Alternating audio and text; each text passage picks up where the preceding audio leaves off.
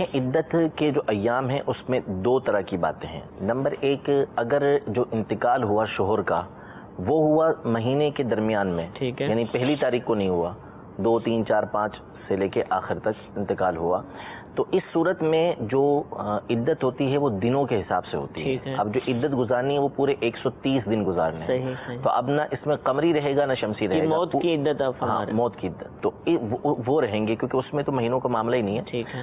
تو موت کی عدت کے حوالے سے یہ ہے کہ چونکہ جب درمیان میں انتقال ہوا تو اب پورے 130 دن گزارنے. مثلاً محرم کی 3 تاریخ کو شوہر کا انتقال ہوا، ٹھیک ہے، تو اب اس کی عدت شروع ہو گئی جس وقت سے انتقال ہوا. اب یہ دوسرا دن ہوگا تو یہ 1 دن ہو گیا. اس طرح 130 دن پورے کرنے ہیں. تو اس میں شمسی قمری یہ برابر ہو جائیں گے. بس پورے 130 دن پورے ہوں گے اور اس کی عدت تمام ہو جائے گی.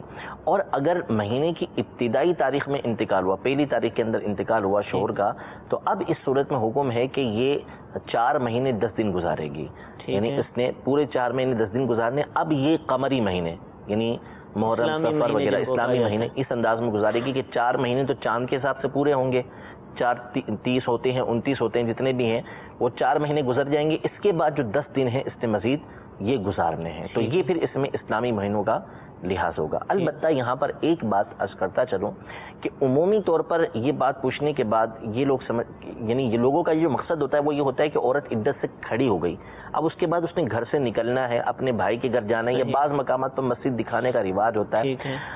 تو یہ چیزیں دیکھیں عدت سے ان کا کوئی تعلق نہیں ہے. عدت نام ہے وقت کا.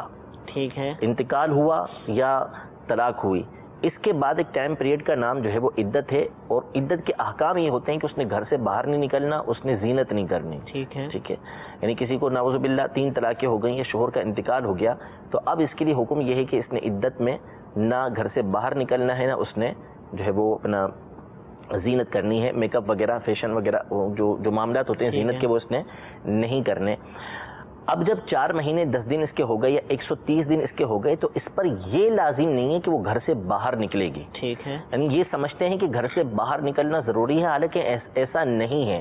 یعنی 130 دن کے بعد اگر 1 دن اوپر ہو گیا تو عورت گناہگار نہیں ہوگی کہ وہ گھر سے باہر نہیں نکلی. وہ اگر یعنی 130 دن کی جگہ 1030 دن بھی بیٹھی رہتی ہے، گھر سے باہر نہیں نکلتی کسی کام بغیر کسی وجہ کے، تو اس پہ کوئی حرج نہیں ہے. وہ گھر میں ہی بیٹھی رہے. عورت کو گھر میں ہی گھر میں ہی بیٹھنا اچھا ہے.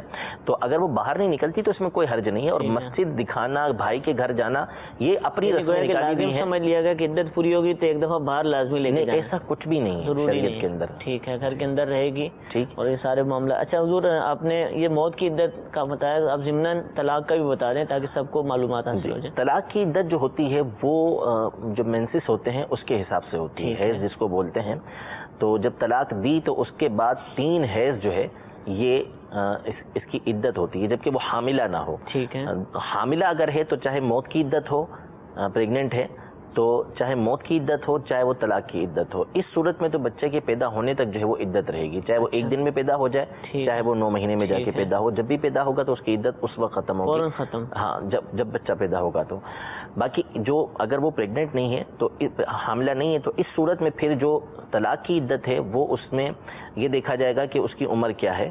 اگر 55 سال سے کم اس کی عمر ہے تو اس کو 3 حیض جو ہے وہ گزارنے ہوں گے. اور 55 سال سے اس کی اوپر عمر ہو چکی ہے اور اس کو حیض آنا بند ہو گئے تو اس نے 3 مہینے گزارنے. ٹھیک ہے، تو اس سے اس کی عدت یہ پوری ہو جائے گی.